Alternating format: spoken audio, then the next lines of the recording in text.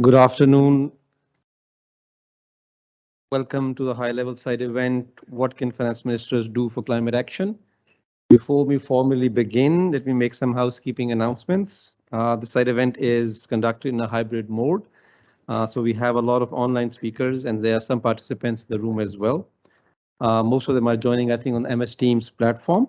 So I will request all the speakers to kindly turn on your camera, but keep your microphones muted. And please unmute your microphone when you're requested to speak.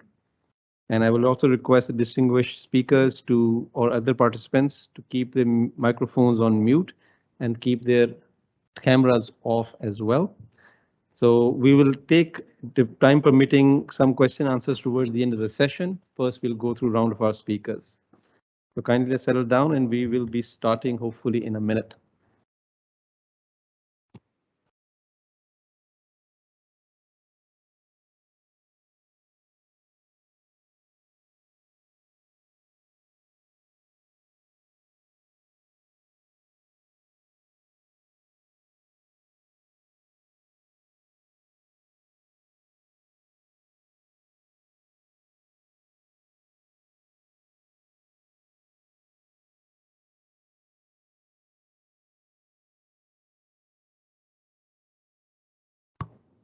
Okay.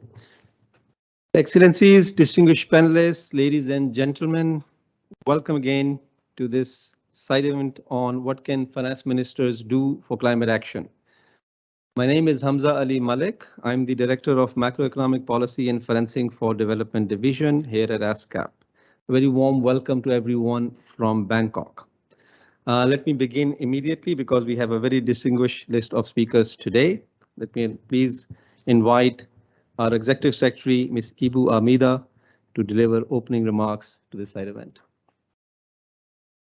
Thank you very much, Hamza. Mr. Pekka Moren, Special Representative of the Finance Minister on Climate Action, Finance Ministry, Finland, distinguished speakers, colleagues, ladies and gentlemen, it is indeed my pleasure to welcome you all to this high-level side event on what can finance ministers do for climate change, one of very, very urgent topic globally as well as for our region. The event is co-hosted by us and the government of Finland, which is currently the co-chair of the Coalition of Finance Ministers for Climate Action together with Indonesia. Definitely nowadays, this is not an easy time for finance ministers, because of these many challenges. First is COVID-19, which has caused major disruptions, socio-economic, of course, including the fiscal front, as well as when the global economy started to recover, started to pick up from the pandemic. Then, of course, we know the past few months already, the Ukraine crisis, with its impact on energy, food, as well as finance. So colleagues, on climate change, in which the big issue here in our region in Asia Pacific, there has been very little progress in curbing carbon emissions. Therefore, if we are ongoing like this, the business as usual scenario, then economies, of course, across the globe, will have to endure the increasing impact of climate change, including the exacerbation on the disaster that we've been witnessing and also occurring.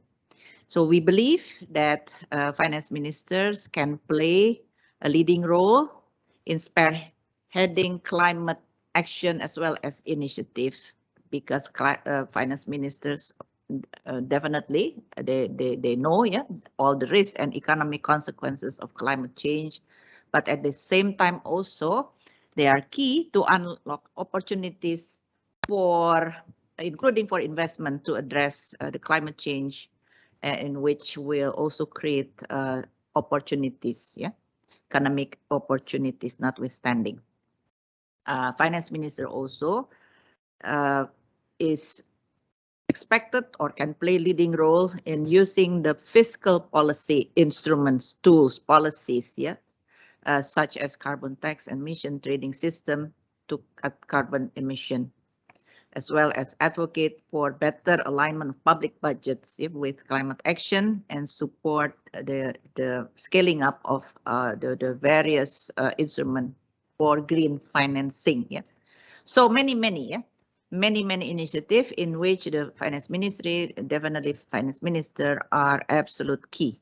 So therefore, Coalition of Finance Ministers for Climate Action is a very important global initiative to contribute to the global climate response and secure a just transition towards low carbon and resilient economies. And the work is driven, as we understand, by the Helsinki Principles, which emphasize the importance of aligning macroeconomic policy, fiscal planning, budgeting, public investment management, and including procurement practices with the Paris Agreement. And in this regard, again, we at ESCAP has been also looking at all these ideas and how to translate it further, not only in our, because we also support our research publication, including the latest ones. So therefore, I'm very pleased to have with us a distinguished panel that we will hear shortly from several countries that are members of the coalition, together with experts with their substantive knowledge on how to align macroeconomic financial policies with the climate action. So I look forward to the further discussion and deliberation, especially about the potential and challenges of implementing the Helsinki Principles in our region. Thank you very much. Thank you, Ibrahim, for setting the scene and for your opening remarks. We are very fortunate today to count among ourselves representatives from the two chairs of the Global Coalition of the Finance Ministers for Climate Action, along with 5 member states of the coalition from the Asia Pacific region, along with an expert on climate in the climate area. Given that this is only a 1-hour session, I would request the speakers to kindly limit their remarks to no more than 3 minutes initially. And if time permitting, as I said, we'll take questions and we'll come back for further views from the distinguished panelists. Let me start with the first speaker, represented by Mr. Pekka Moren from Finland. Finland, as you know, is the co-chair of the Coalition of Finance Ministers for Climate Action and the convener of this side event. Mr. Pekka Moren is a special representative of the Finance Minister on Climate Action, Ministry of Finance, Finland. Mr. Moren, the Coalition of Finance Ministers for Climate Action was initiated in 2019 under Finland's leadership. Can you please briefly tell us how the initiative has evolved since then and what is your vision for the coalition going forward? The floor is yours, sir. Thank you very much for the opportunity and for organizing this event together. It's a core business for us to be able to discuss among members and partners on climate policies. Well, the coalition now has 72 members, and why is that? Integration of climate into economic policies is macro critical. And at the same time, finance ministries are not sufficiently staffed or equipped to mainstream climate into economic policies. All countries are in the process of building their activities. The value added of the coalition, I think, comes from the country-specific approach. We aim to rely on country ownership. Even if institutional partners are very important for us, they cannot really give the necessary peer-to-peer exchange among technical experts and also among ministers at the political level. So this is our core business, actually, is to support reforms and develop analysis to the benefit of the coalition members on relevant issues. They would not have the capacity to do it on their own. Also, big countries and small countries benefit from this just alike. It's been also a great advantage to, in the past, week to have discussions in the Asian Pacific region with many of the members. One area of development that we have important one is to focus on regional activities. This is quite simply due to practical reasons like time zone issues. And also we want to address specific regional climate challenges. But to finish my remark, I would like to say a few words about the features of the coalition, because they are important for members when they consider joining the coalition. First, the coalition doesn't really care about any climate commitments. We are working on to help support our countries. We don't negotiate. We don't put pressure on our member countries. We produce materials that are non-binding. We don't create any common policies. And this is important. Ministers give guidance on work priorities, and they have exchanges on policy reforms to support their own work. One important thing, lastly, we work on virtual basis. It's very important to and important that countries can easily join the work without having to travel all around the world. Since we started, we've had 3 years ago when we started, we've had around 100 events. So the learning curve is really steep, and I think we are focusing on the right issues. The feedback from members is positive. It's great to see some of the colleagues here today in the discussion. Thank you very much. Thank you very much, Mr. Moran, for very specific, very succinct opening remarks. And let me now turn to the other co-chair of the Coalition of Finance Ministers for Climate Action, the Honorable Finance Minister of Indonesia, Ms. Sri Mulyani Indrawati. Unfortunately, she could not join us live, but she has shared a recorded message. So may I request my colleagues to kindly play the recorded message?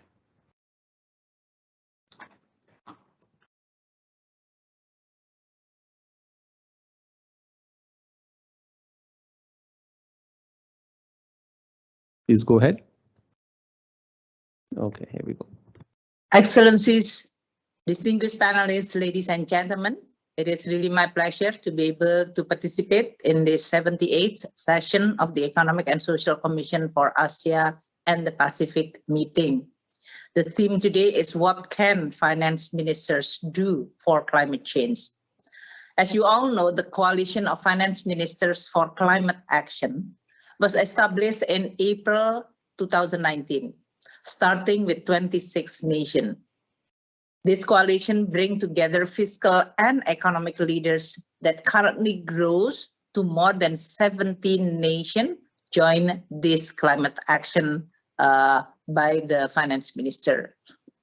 The coalition is also supported by 25 institutional partners, and its secretariat is managed by the World Bank and International Monetary Fund.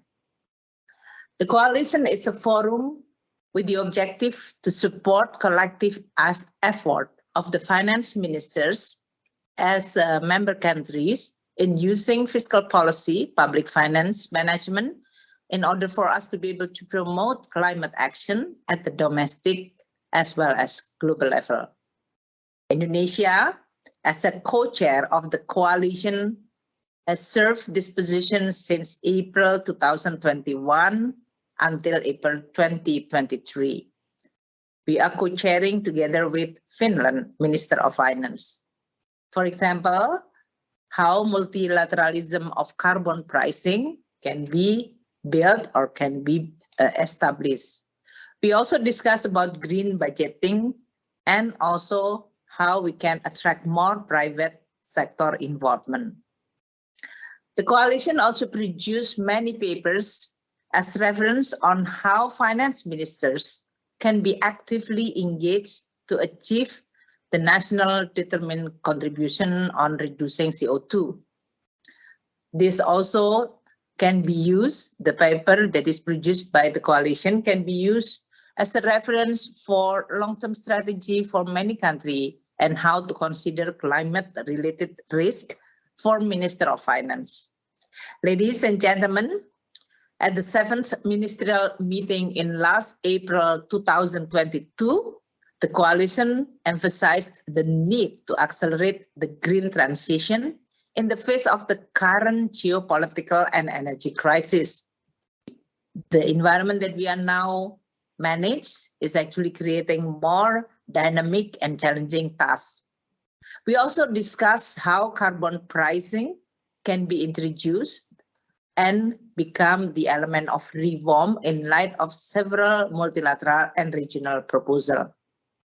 We also emphasizing the importance of open, collaborative, and inclusive approaches.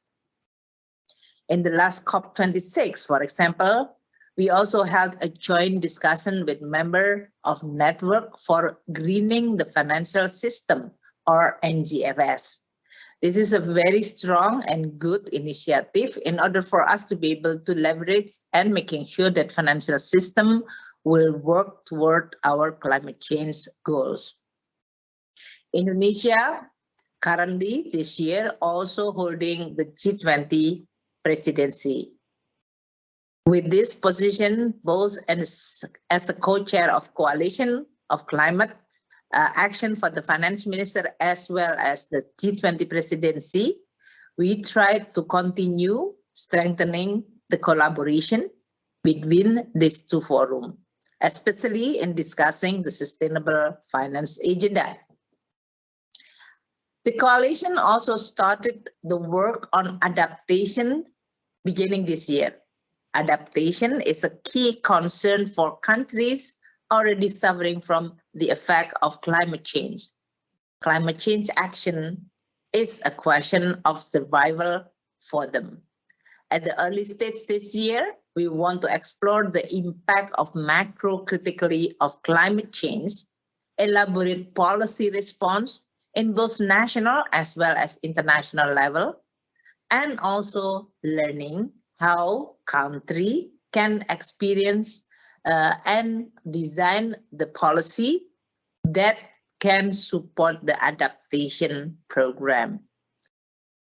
Ladies and gentlemen, with the growing concern on potentially energy crisis, which is now exacerbated by the geopolitical conflict, Indonesia, as a both playing as a co-chair of the coalition as well as G20 presidency, definitely stand ready to respond to this development, which is becoming even more critical. With the current geopolitical conflict and its spillover to energy and food, it definitely can jeopardize our G20 determination to recover together, recover stronger. We need to continue making sure that the threat to the global economy, including climate change, can be addressed early enough by all countries through a strong cooperation. Thank you very much for your attention. Okay, I think between Mr. Moran and the Ms. Sheila Muliani, we have a pretty decent idea about a basic introduction to the work of the coalition and which areas they are prioritizing. So let's continue our conversation and going down the list of speakers. I have the honor to now turn to first member of the Coalition of Finance Minister of Climate Action from Maldives, represented by His Excellency Mr. Ibrahim Amir, the Minister of Finance of the Republic of Maldives. Minister Amir, Maldives has committed to become carbon neutral by 2030 and needs to invest substantially on climate adaptation. How do you think the recent shocks to the global economy, the pandemic, the war in Ukraine, that have adversely affected many developing countries are going to impact your ambitions and your goals? Mr. Amir, the floor is yours, sir. Thank you very much. Bismillah ar-Rahman ar-Rahim. Assalamu alaikum. As you know, the Maldives was one of the most severely affected during the COVID-19 pandemic, with real GDP declining by 33.5% in 2020 and revenue realization at 50% of what was initially forecasted for the year. While we are rapidly recovering, we do not expect to be back at pre-pandemic levels until the end of this year. The war in Ukraine has increased the risks to our recovery, though. Russia and Ukraine together accounted for about 19% of tourism market in 2021. The decline in arrivals from these two countries is a huge loss.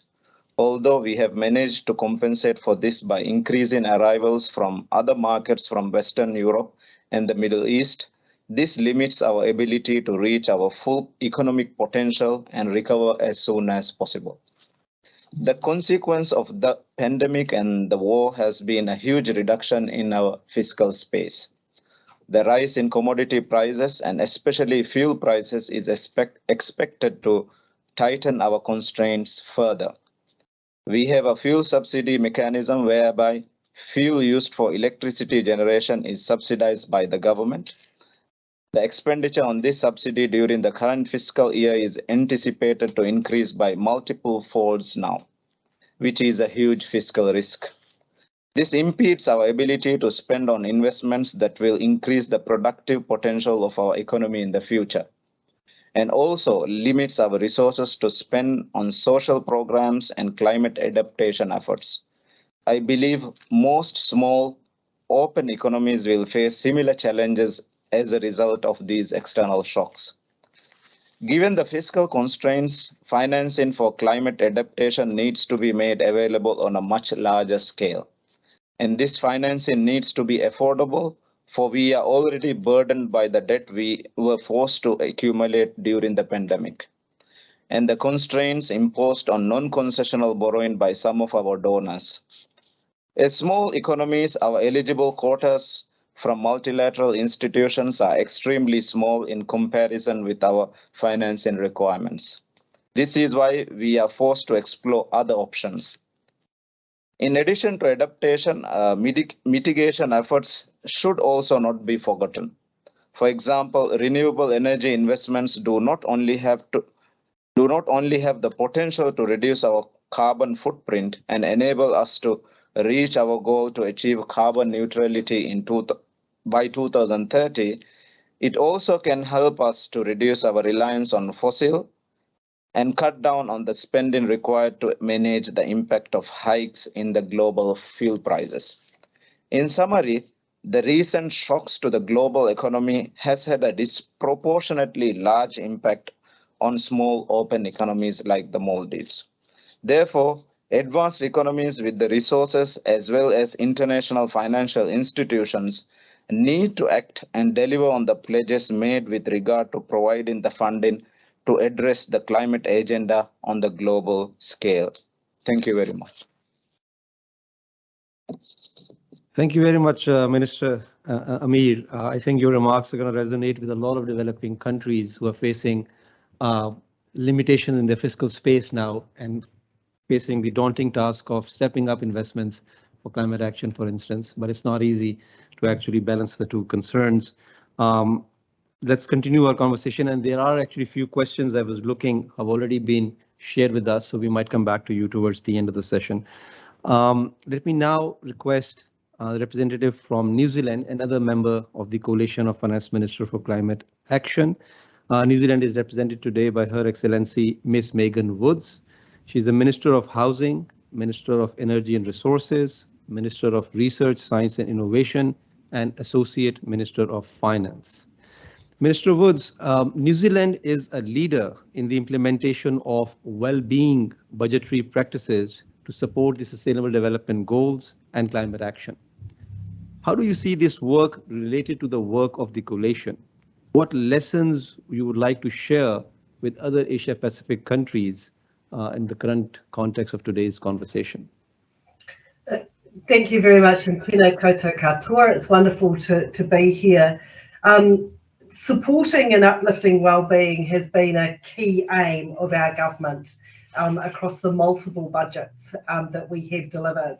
These wellbeing budgets allow us to focus on what matters, and climate action matters make a difference, not just for New Zealanders, but for everybody.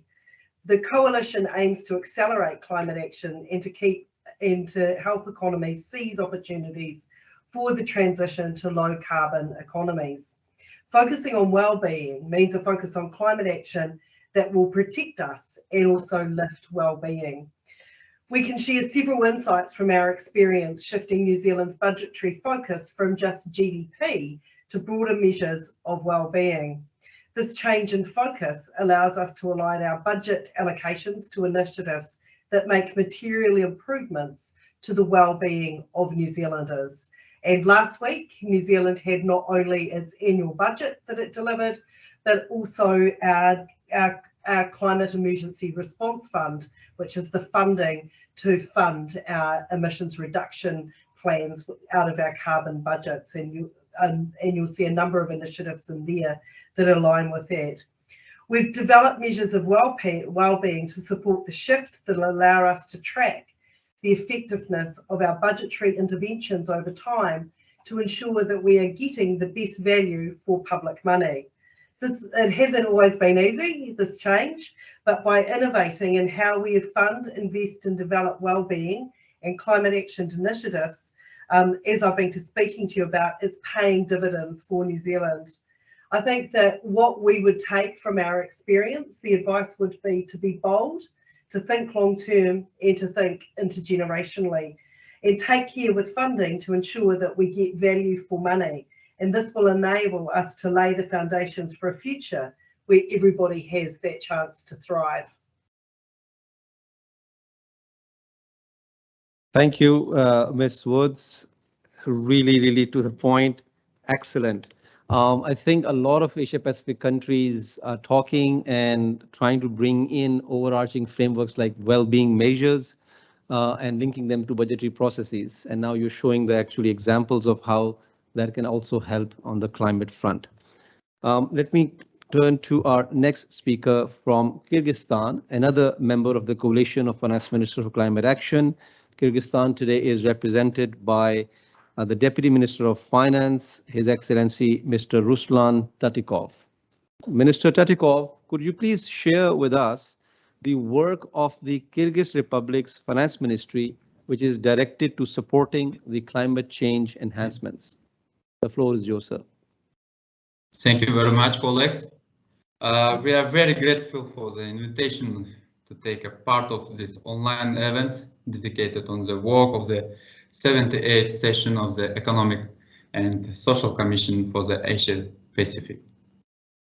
On December 16, 2021, the participant of the 76th session of the United Nations General Assembly supported the initiatives of our country, the Kyrgyz Republic, and adopted a resolution declaring 2022 the International Year of Sustainable Mountain Development. And in February, the decree on declaring 2022 the year of protection of mountain ecosystems and climate resilience. Furthermore, in order to implement the decree of the President of the Kyrgyz Republic on declaring this year of the protection of mountain ecosystems and climate resilience, the roadmap of the year of protection of mountain ecosystems and climate resilience is approved by the order of the Cabinet of Ministers of the Kyrgyz Republic. Particular roadmap includes and takes into account more than 60 events dedicated to the questions dealing with the positive change in climate and ecological circumstances within the Kyrgyz Republic. The budget process of the Kyrgyz Republic is natural to any direction of appropriations. Formally, the total amount of budget financing depends on the priorities of the state policy. And it's important to mention among the arrangements, for example, national company of Jashal Muras, which is literally means green heritage, to draw attention to the importance of preserving nature for posterity. Due to the recent data considering the amount of 3.3 thousand hectares land, it was possible to plant 4.6 million of planting stocks within the above mentioned program. Another instance is the arrangement with the highlights the preparation of the 50 investments projects for renewable energy within the climate policy and launching at least 10 of the during this year.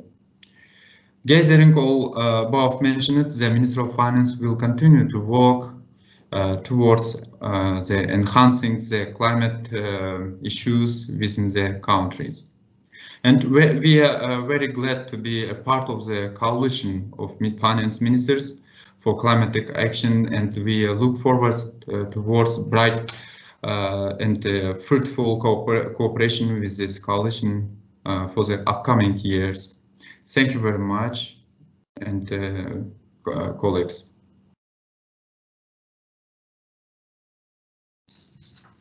Thank you, Minister Tetikov, for sharing experience of Kyrgyzstan, Kyrgyz Republic. I think you're one of the only countries at the moment from the Central Asian region membership of the Asia Pacific. So I think other countries from that sub-region will take inspiration from the leadership of Kyrgyz Republic.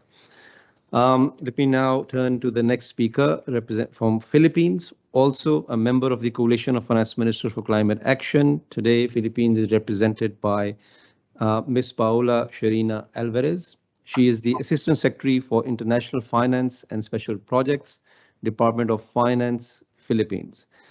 Ms. Alvarez, in your latest NDC, Philippines actually has raised its committed reduction in greenhouse gases of 75%. How does your country plan to mobilize the resources, especially the private capital, to finance this reduction? Yes, so thank you for having the Philippines on this panel and for giving us the opportunity to give our insights on the work of the coalition. So by way of background, the Philippines joined the coalition in 2019, and this was precisely because we believe that the ministers of finance should have an increased role in trying to solve the climate crisis. So for the part of the NDC, what we looked into is how the different areas of disaster risk finance and adaptation investments actually exist in a spectrum. So previously, we would look only in allocating resources in the budget and other contingent liabilities for disaster risk finance as a strategy. But in the long run, as the effects of climate change and disaster risks continue to exacerbate economic losses as well as to contribute to the drivers of inflation, we thought it very logical to actually implement the Helsinki Principles through different policy approaches. So in order for us to fund the NDC, we needed first to understand how much do we actually need in terms of adaptation investments and how much do we actually need to mobilize for the adaptation for example, economic development related to sustainable development goals. Now, looking at this, the Minister of Finance of the Philippines communicated during COP26 that sustainable finance or climate finance should be comprised of three things, which are grants for actual technical assistance, subsidies, and investments. So relating this to our NDC, we looked into how do you implement Helsinki Principle 4, which champions climate change in terms of macroeconomic policies, fiscal policies, public investment management, and procurement. So what we did was to come up with different policy approaches for each of the different tiers within that Helsinki Principle. And further along the way, we realized that if you work on one principle, you necessarily have to understand the other principles like private investment mobilization, which is Principle 5. So our first policy output, as the Minister of Finance created a technical working group with the central bank within the Climate Change Commission through the help of the Prosperity Fund from the UK government, is to have an interagency technical working group that would look into the different areas we need for NDC implementation and finance mobilization. So to mobilize private finance, for example, what we looked into is the creation of a sustainable finance roadmap and its guiding principles. So this is a product of an interagency collaboration.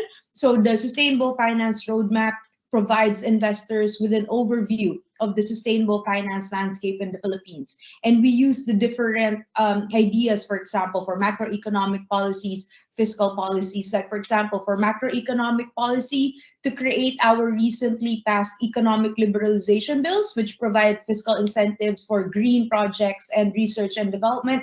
We came up with a roadmap and guiding principles so that when investors look into sustainable finance in the Philippines, they have one document that gives them an understanding of what the entire government talks about.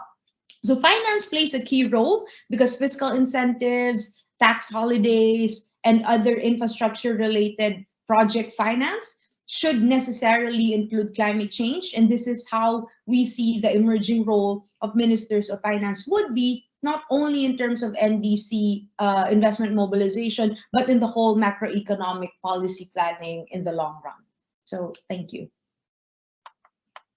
Thank you, Ms. Alvarez. Excellent. This is a very, very specific example of how to integrate the Helsinki Principles in your investment requirements, in your NDCs, and setting up some institutional processes along the way, such as interagency technical working group that we referred to, and then coming up with a very, very clear roadmap, and then re-emphasizing the point that it's not just going to help with the climate change, but the overall macro policies actually can facilitate climate change as well. So thanks a lot for your very, very specific and clear examples.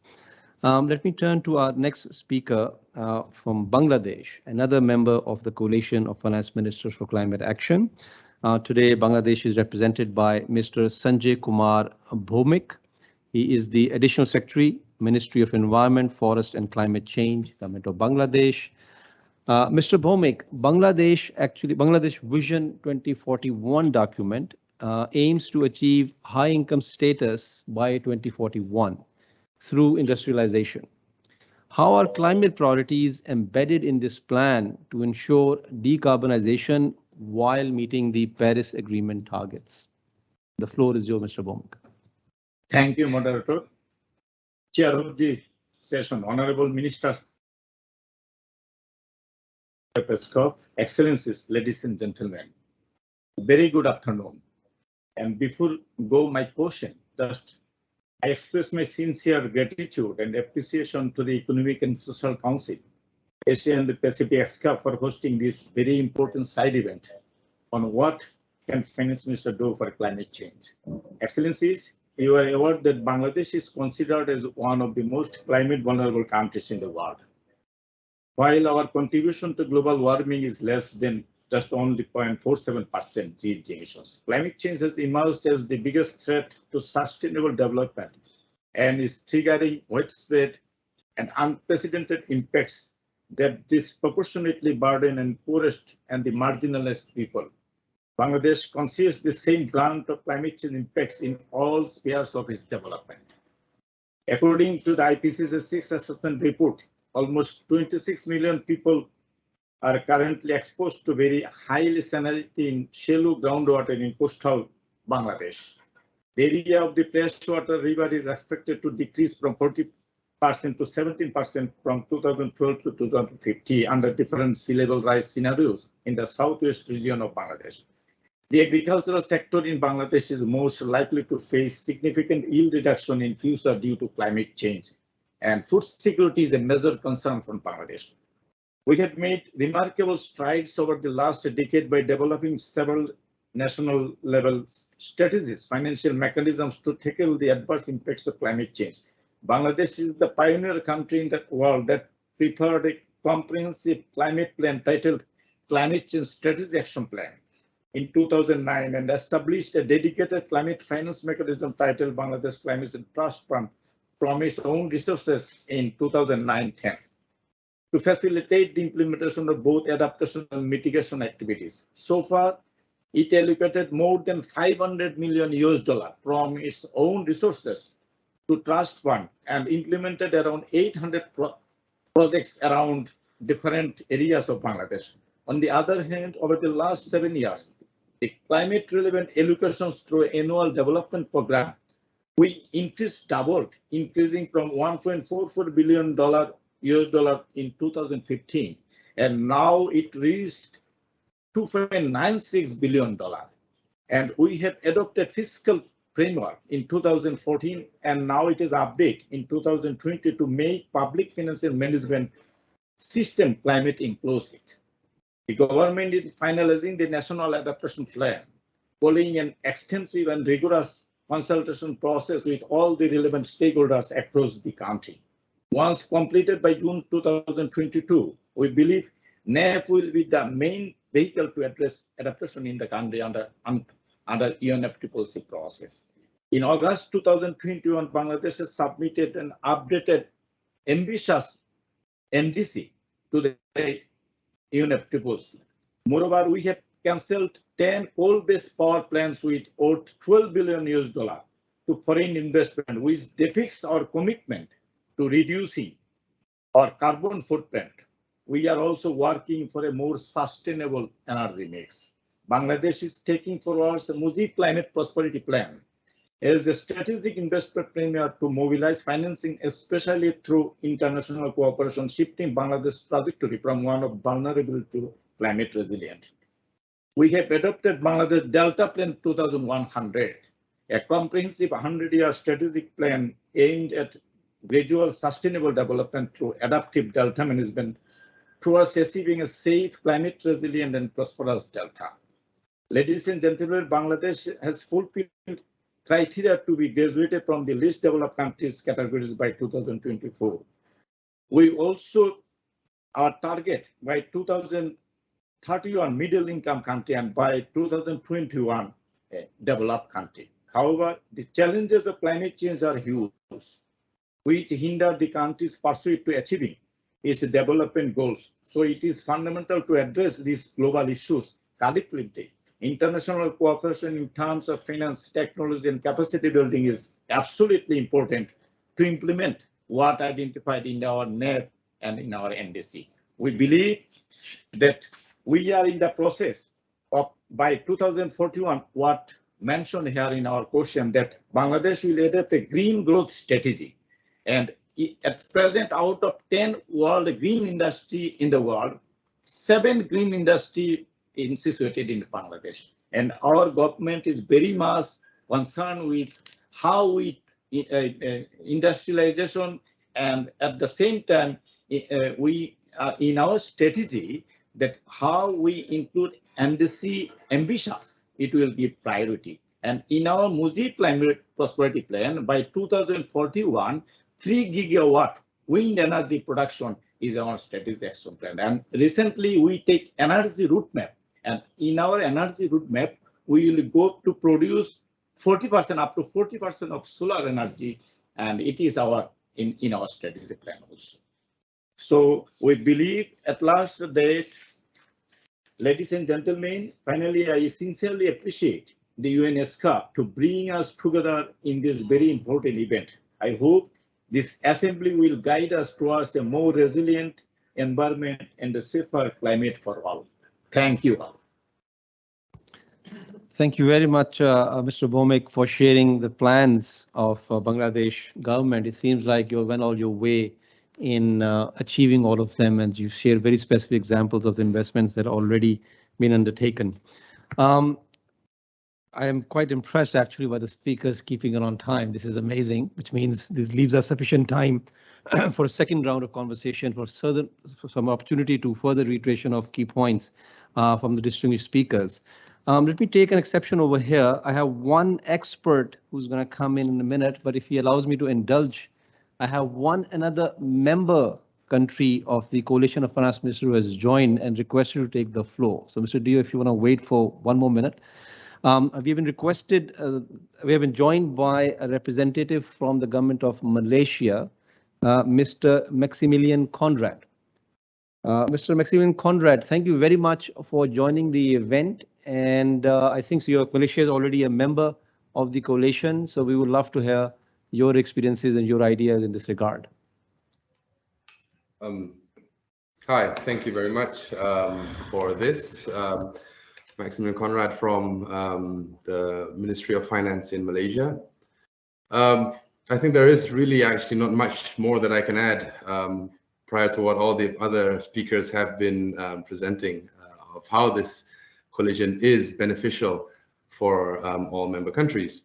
But just to add on for Malaysia's point, and that is we joined the CFMCA back in April 2021, and we see that it is a very useful coalition in order to help us maneuver the financing needs for climate-friendly development or low-carbon development moving forward.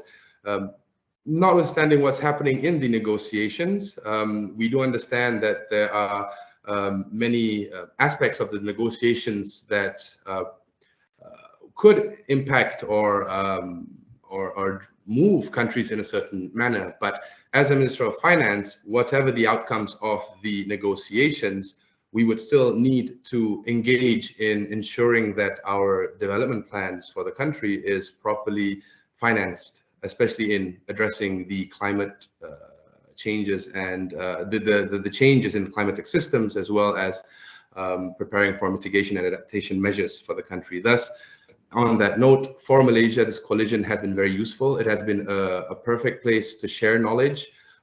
We would like to express our gratitude to both the coalition, the co-chairs, for facilitating and helping countries to fully utilize the coalition to our benefit. And I think that should be all. I would not like to drag this further too far. Thank you very much for that. Thank you, Mr. Conrad. Thank you once again for taking the floor and sharing the vote of confidence from Malaysia that you have had a very positive experience so far working in the coalition. And I think one purpose of today's event actually is to encourage more member states from Asia Pacific region to consider joining this coalition. As you have heard experiences from several countries already, there is a need to channel immense financial resources toward climate action, and finance ministries can certainly take a leading role in this regard. We have one more speaker, and then I'll take some questions. Turning to Mr. Dio Gabinet. He's a regional manager, Asia Pacific and Eastern Europe Nationally Determined Contributions Partnership. Mr. Gabinet, the Helsinki Principles support a just transition to a low carbon and climate resilient economy through macroeconomic and fiscal policies. How is your organization supporting this through your work on NDCs? The floor is yours. Thanks, Mr. Malik, for your question and kind introduction. Esteemed colleagues in the room and those joining online, good afternoon. As you may know, the NDC partnership leverages resources and expertise from its members to provide developing countries with the tools necessary to enhance and implement their national determined contributions, or NDCs.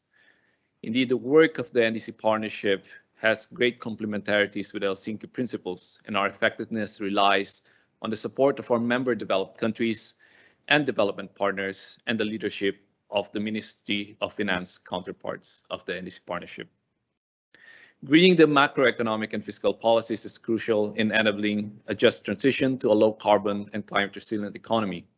To date, the NDC partnership has supported about 200 unique requests from about 50 countries pertaining to policy, strategy, legislation on green, fiscal, and investment activities.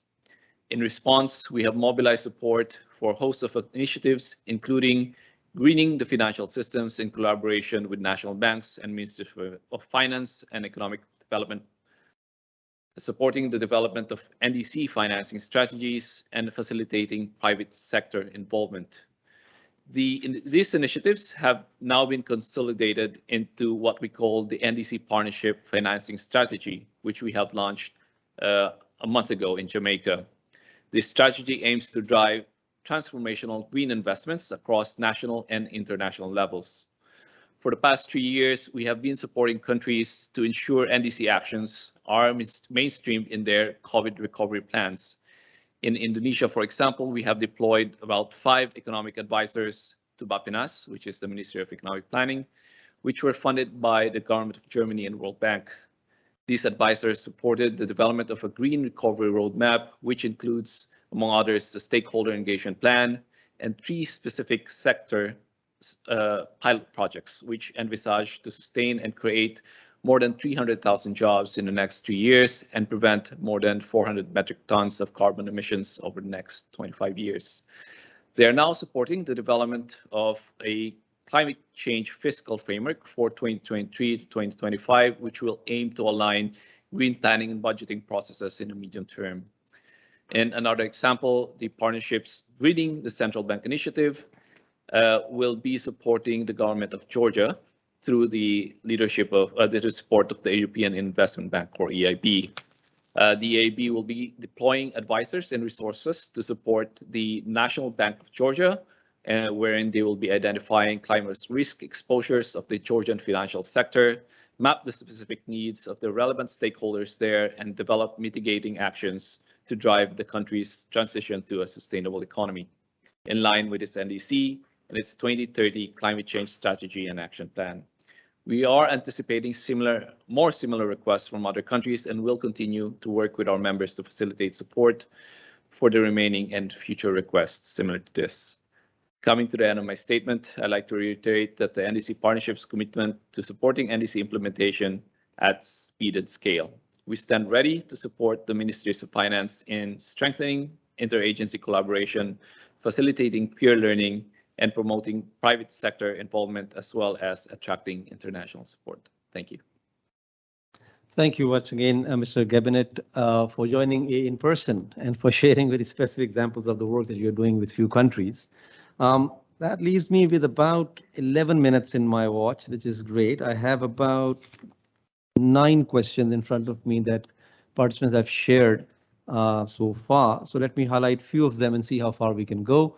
And I will leave towards the end 1 or 2 minutes for Mr. Morin to wrap up things for us. So let me start with this question, which I think was sort of mentioned by the Minister, Honorable Minister of Finance from Maldives, but unfortunately he had to leave, and maybe some other developing countries representative can pitch in.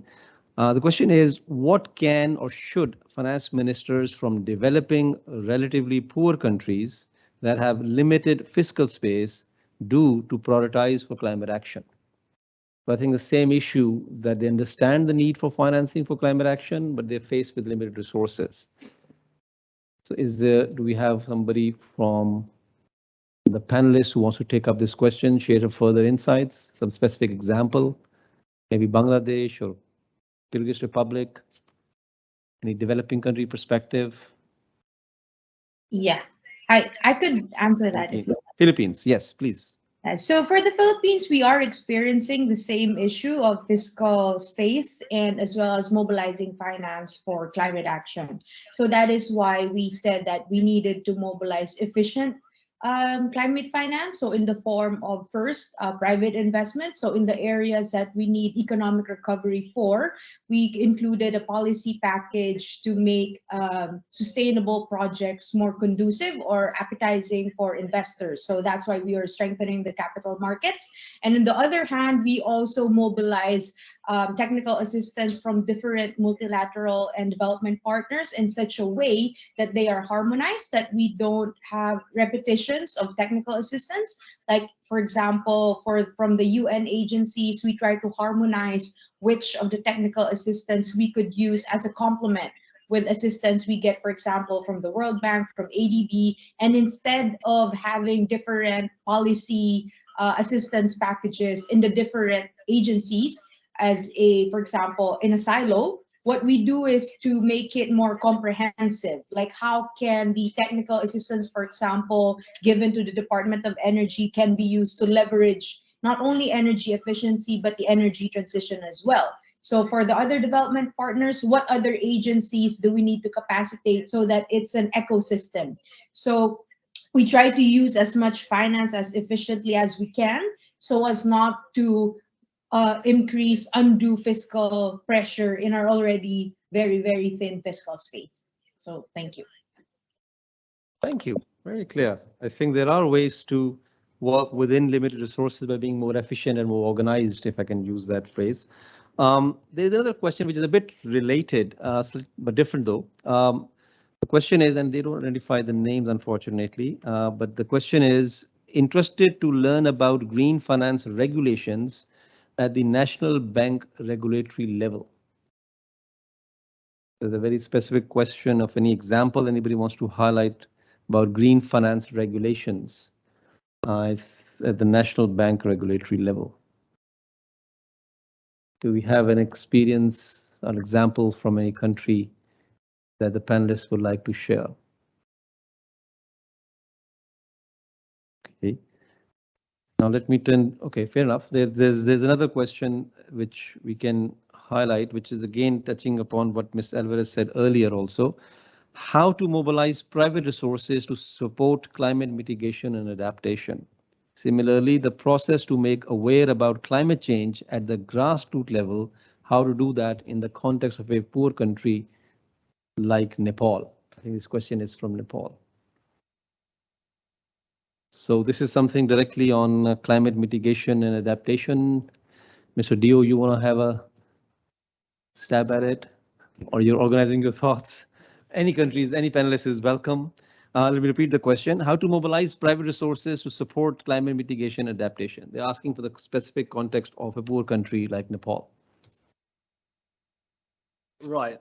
Okay. So there's a number of ways that, well, and not just NDC partnership, but other development partners, as well as the government itself. I mean, just to give you an example, one of the initiatives that we have been exploring for the Pacific Island countries the past couple years is to create a dedicated funding facility for the private sector-led funding facility, which aims to, how would I say, consolidate and also develop as well projects that could be implemented in the Pacific Island countries, thereby freeing some of the resources as well as the bandwidth from the government planning officers and as well as other officials in coming up with project ideas and also designing these projects.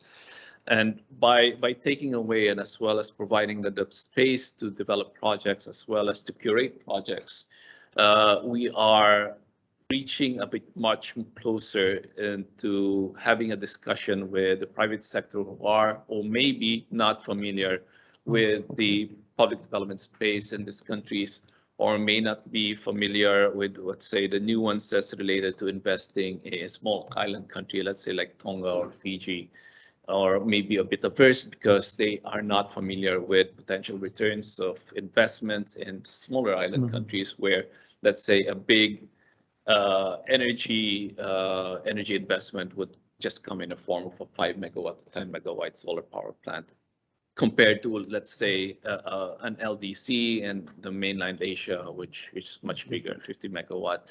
So there, and as well as by having a dedicated funding facility that will, keep on churning out project ideas or project preparation like this, it also helps both the private sector not just understand, but as well have something, a pipeline project ready for them to explore or invest into. So that's one approach. Another approach that we have been supporting as well with other allies in the field, including UNDP, the Climate Finance Access Network, is the deployment of what we call Climate Finance Advisor, which supplements the bandwidth, limited staffing bandwidth of many ministries of finance, as well as departments of finance in other countries in developing projects, or at the very least, acting as a sort of as a go-between when you have to deal with the different meetings to come up with projects. And this additional staffing capacity, I would say, as well as knowledge resource, goes a long way in terms of coming up with different development projects, investments. In Fiji, for example, we have deployed through the Support World Resources Institute, as well as many other development organizations have been deploying climate finance advisors there, are coming up with steady stream of pipeline of projects where multilateral development banks, as well as other donor countries and as well as private investors come in and readily participate. And they've been doing that for the past 4 years.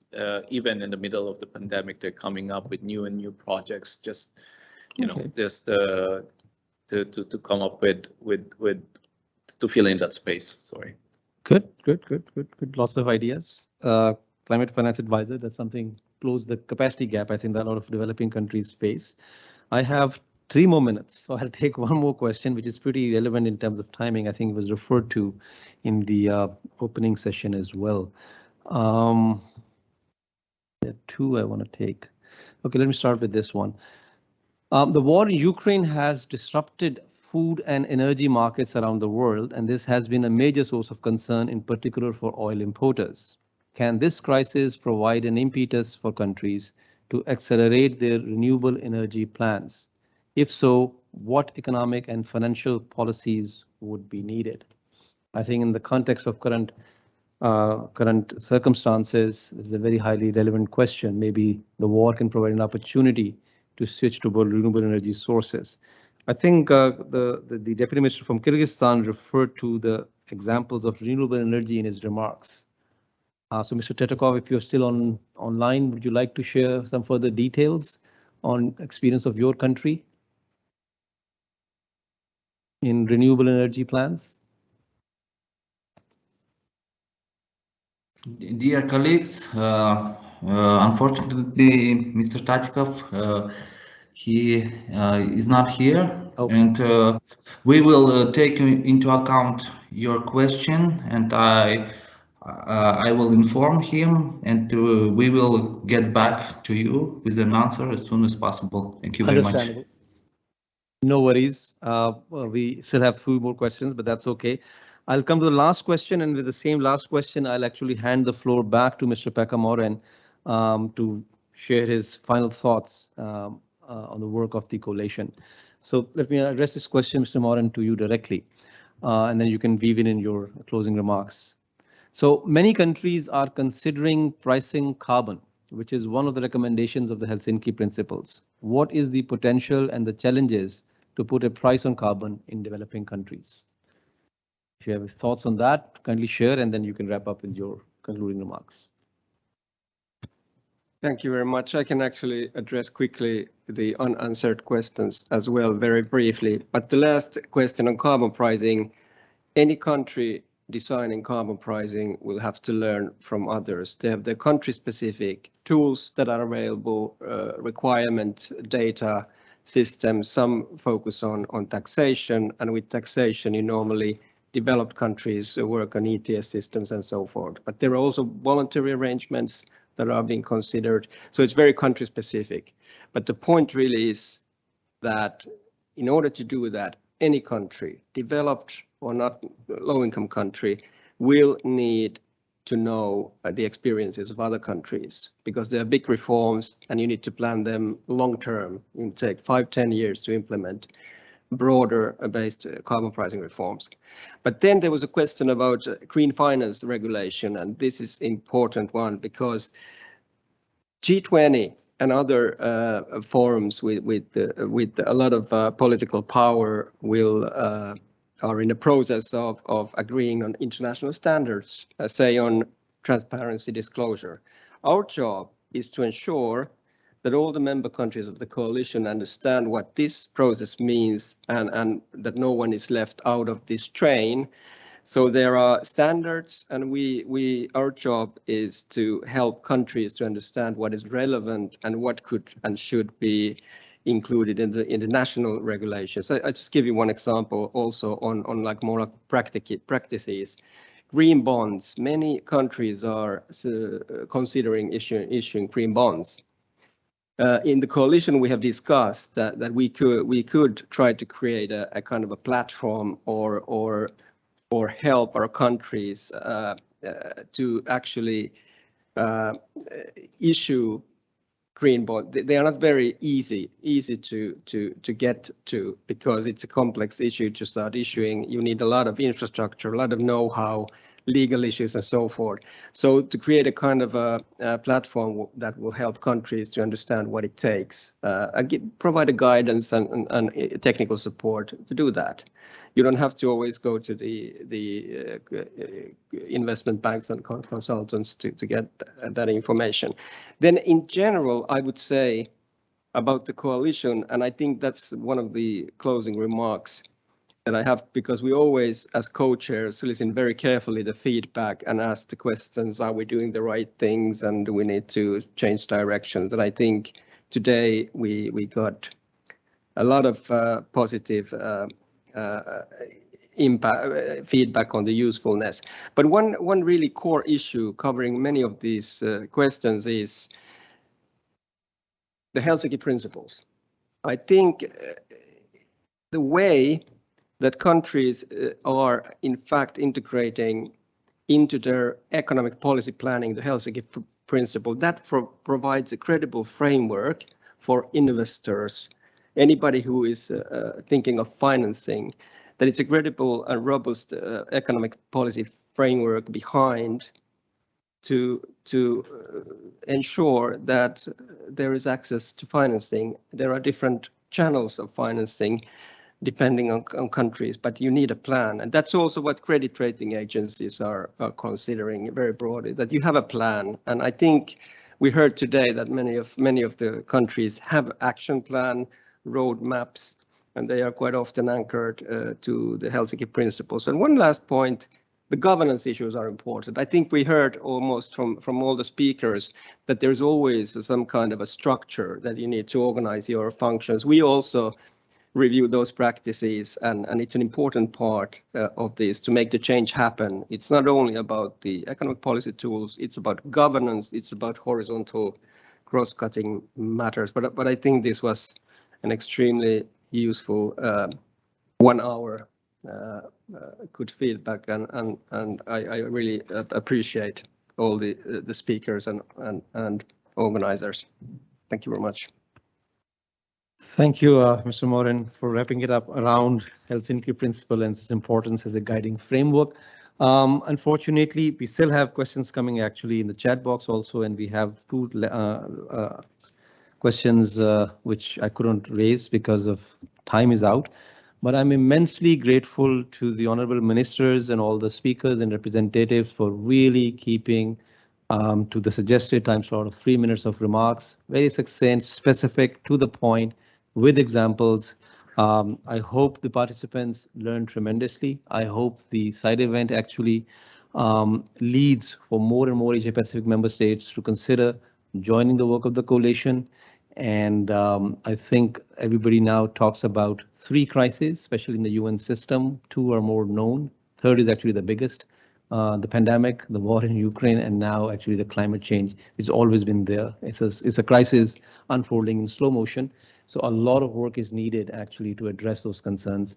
And as countries, especially developing countries, fight the more recent shocks, they should not lose sight of the bigger one that has been there for a while and that is only getting worse because of lack of action. So I sincerely hope we can have more events around the work of the coalition in partnership with Finland, partnership with Indonesia, and many coalition partner members that are here. So please, a big round of applause for all our speakers, and I thank you once again.